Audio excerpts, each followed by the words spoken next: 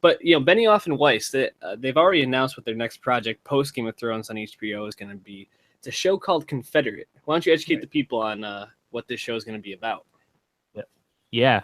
So we had talked about it a few weeks ago, Soundcloud.com/NowstalgiaPod, about how Benioff and Weiss were not going to be involved with the several, I believe it's 4 Game of Thrones spin-off shows that will be coming once the final season airs. But in the meantime, Benioff and Weiss are not abandoning TV by any stretch. They really have the pick of whatever they want to do, right?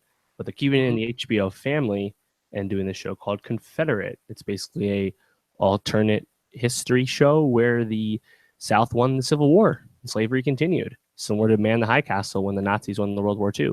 Won the World War II.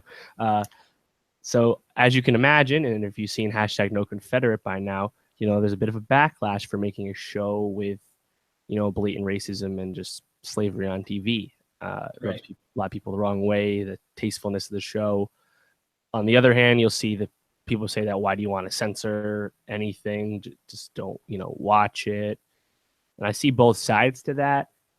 I do think it's kind of like bad taste, and in general, like in today's political climate, it seems like kind of a bad idea, even if the show is definitely not even close to being imminent, because Game of Thrones itself has another season that might take 2 years to come out.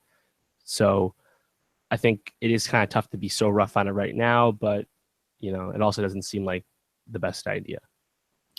I agree. First of all, not friend of the show, Adam Mahalik, and I had the idea of alternate timelines, things where like history events went different ways, even way before Man the High Castle or any of this stuff came out. So I feel like we're owed a portion of the. Well, Malcolm Gladwell took your idea and made a great podcast out of it called Revisionist History. So kind of missed your window.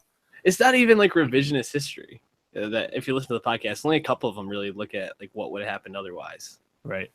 But I mean, I think the main thing I encourage people to think about with this is that, I can understand that the premise is upsetting to people. It's a really sensitive subject, and they're going to have to be very careful in the way that they portray it. But these are also 2 really skilled creators. And I don't think that, they've done some tone-deaf things on Thrones, but I don't think they're so tone-deaf that they're going to go into this and make it an abomination, something that people are going to be really appalled by. I think they'll do it in a tasteful way. Right. And you got to remember, The Handmaid's Tale exists. That's a show where women are lesser than men.